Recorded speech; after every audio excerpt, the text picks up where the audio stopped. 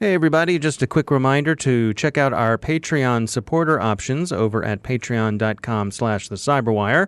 For $10 a month, you can get yourself an ad-free version of our podcast. It's the same podcast you know and love, it just doesn't have the ads. It's patreon.com/thecyberwire. Thanks. Facebook continues to investigate its breach.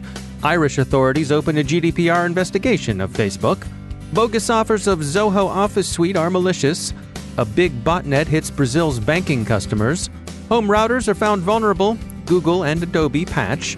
A DGSI officer is arrested in France for dark web trafficking. FEMA tests its emergency text system. And Fortnite cheats are bad news.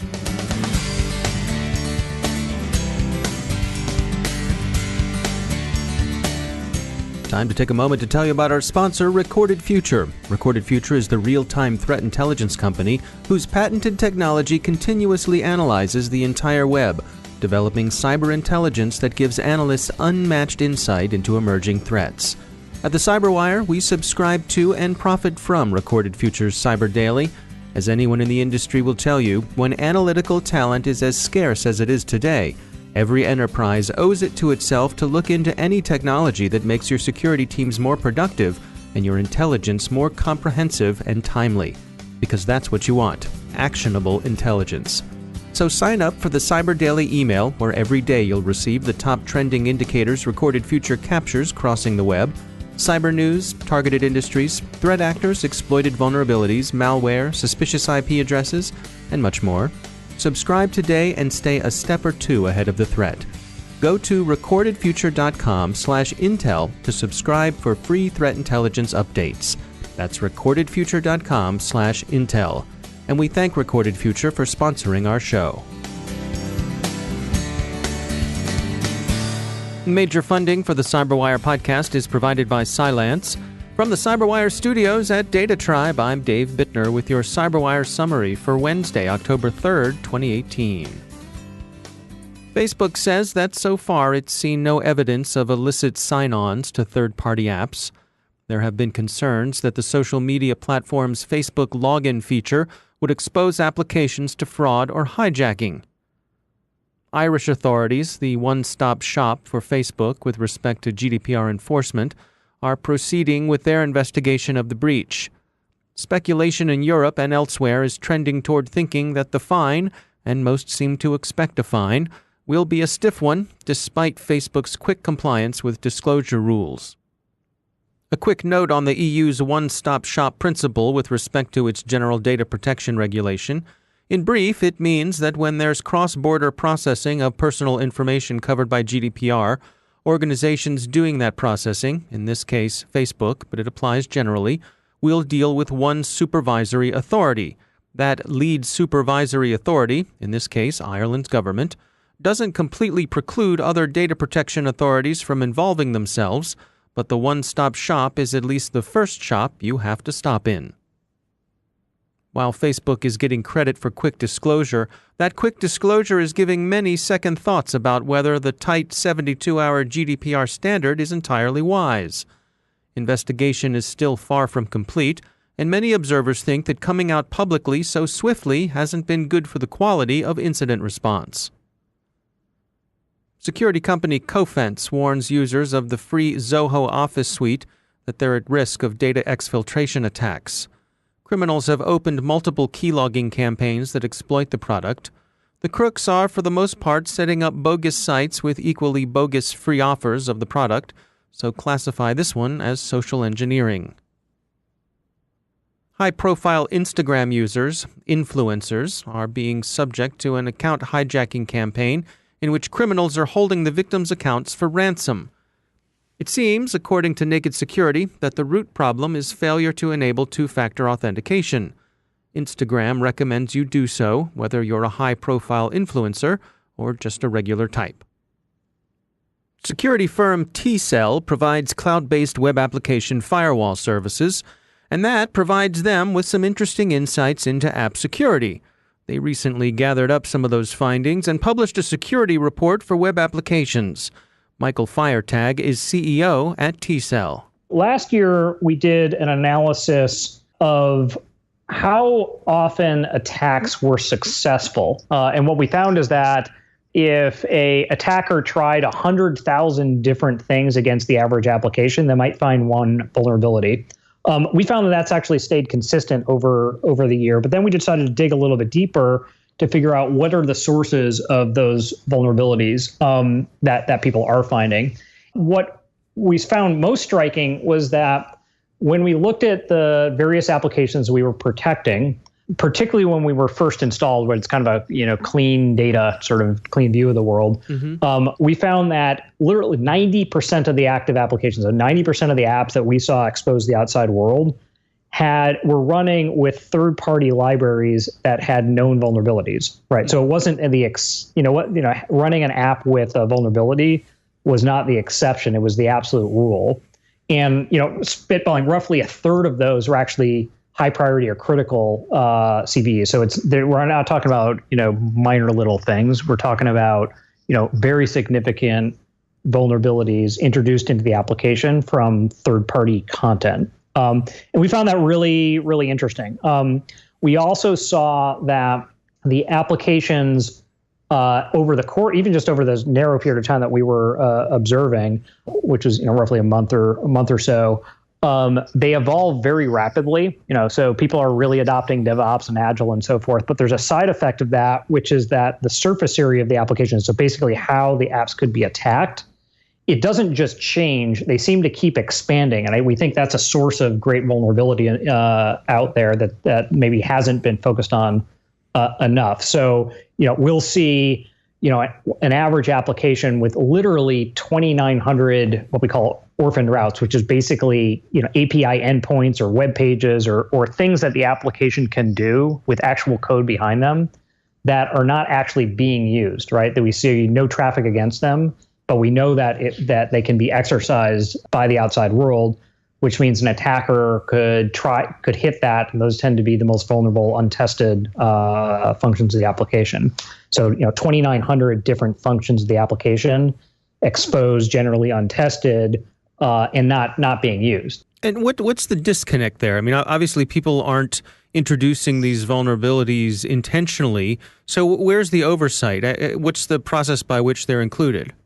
Every app is being built on third-party content, right? There are third-party libraries, and so forth. So this isn't intentional, but what happens is, there's a few things, and this is more anecdotal.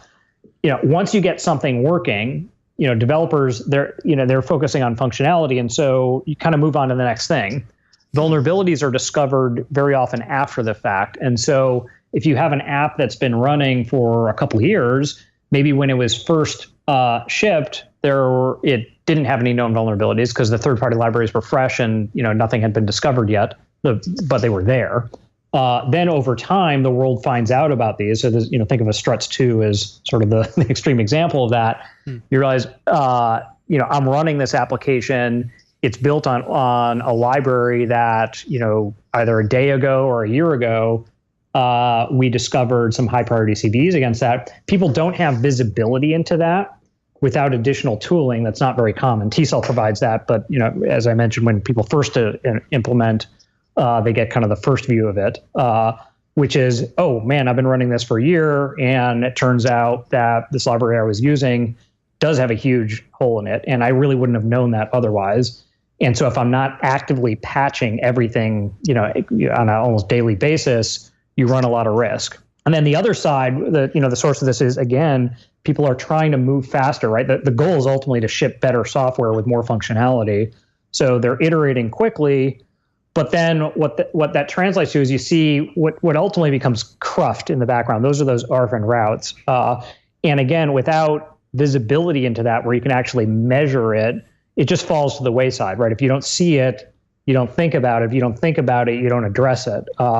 And so, to answer your question directly, I think that the real source of a lot of these problems is lack of visibility into risk of the running applications, whether it's understanding what attacks are happening, and so you know how people are trying to compromise you, or just understanding the underlying structure of your applications as they're changing from a security perspective and knowing what to do about them.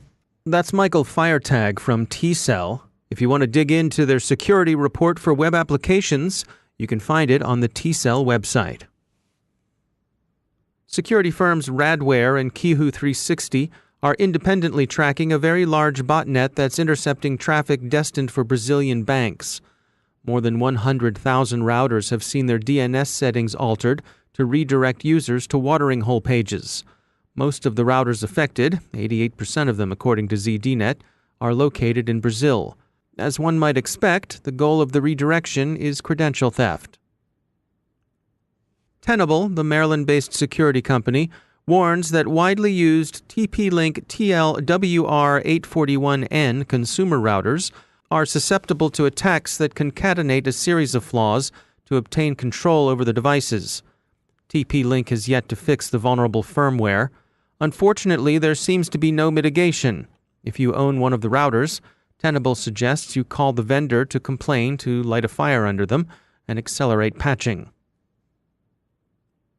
Several companies have patched their widely used products. Adobe has fixed 85 issues, 47 of them critical, in Acrobat and Reader. Google has addressed 6 critical remote code execution vulnerabilities in the Android operating system. Mountain View has also put measures in place to introduce more privacy and security into app development. A dirty cop has been arrested in France. He worked for the DGSI, that's the General Directorate for Internal Security. They work on counter-espionage, counter-terrorism, counter-cybercrime, and surveillance of potential threats. Its functions would be similar to those of the U.S. FBI, although DGSI is more an intelligence and security service than it is a law enforcement agency. The unnamed officer is accused of selling confidential information to mobsters on the Black Hand dark web market. He went by the hacker name Horus, and he's thought to have sold material that aided and abetted forgery. He also is said to have hawked a service that would tell clients whether they were being tracked by the French police and what the police had on them. Did you get your text alert from FEMA today, U.S. listeners? We did. It came in a little after 2 p.m. Eastern Time. It wasn't at all distracting or disruptive, and it looked like a practice alert, a drill, and not the real thing. Emergency alert, it said. This is a test, in all caps, of the National Wireless Emergency Alert System. No action is needed. That's plain enough to us. If you're confused, then shame on you and go back to your basement to hide from those Martian tripods we hear just landed in South Jersey. Finally, there are Fortnite cheats circulating in instructional videos posted to YouTube. Players who attempt to use them are likely to be infected with malware for their troubles. There's similar stuff on offer through Instagram posts. Don't cheat. Besides, the cheats wouldn't improve your dance anyway.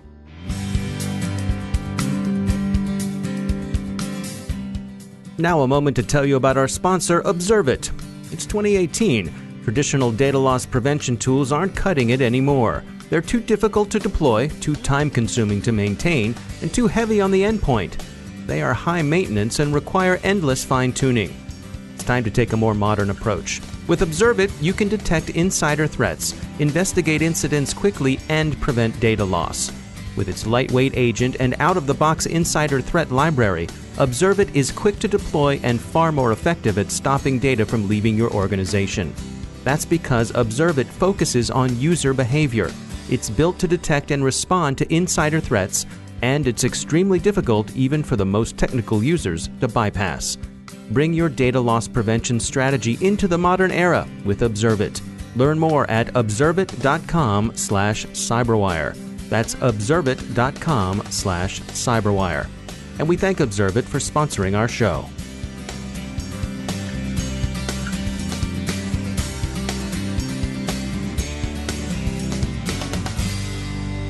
And I'm pleased to be joined once again by David Dufour. He is the Vice President of Engineering and Cybersecurity at Webroot. David, welcome back. You know, the video game market is huge. It is a giant market. And of course, with that comes security issues. What do we need to know about that? Yeah, you know, when we talk about video game safety, there is a small niche market that not a lot of people talk about. When you get mad at your computer and you jump around and you throw it around, it might fall on your foot. But that's not what we're talking about today, Dave. We're talking about, like cybersecurity, things like that.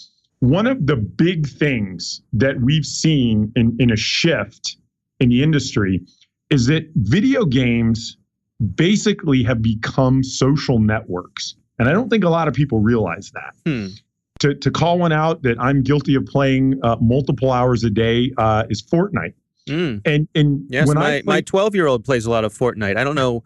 I'm not making any connections there, but go on. Yes, that's been pointed out to me quite often. Thank you. But with Fortnite, when I'm playing, I actually can be dropped in with 2, 3, 4 other people I don't know, and I'm able to talk to them, not just chat, but actually talk with them. And now, you think on the surface, well, that sounds good, and it's pretty nice. It's good community. But there's things that we need to consider. One, to your point, if we have our children playing these games, we need to make sure they're aware of strangers and be conscious of the people they're talking to. These are real people, and just be aware of that, community. And then there are things they need to pay attention to. That's one component. The other would be there's a lot of in-game purchases now, both on mobile apps, on large games like Fortnite, even other games that are solo games. And so a lot of these games have our credit card information, have our addresses, have personal information about us. And so we need to also be aware that if these games get hacked, that it's possible someone could get our information and use it in ways we don't want, or charge something up and change our account. And next thing you know, we got $1,000 charge we didn't expect. So we've got to be conscious of that as well. As there's a lot more selling going on in these environments. Yeah, I think it's easy to think, particularly when you think about these gaming platforms, that they're kind of walled gardens. But when it is a functional social network, well, you got to be worried about things like social engineering. That's exactly right. And again, it's just about being conscious of it. It's great. Social networks aren't inherently bad. It's just be aware that you're talking to strangers.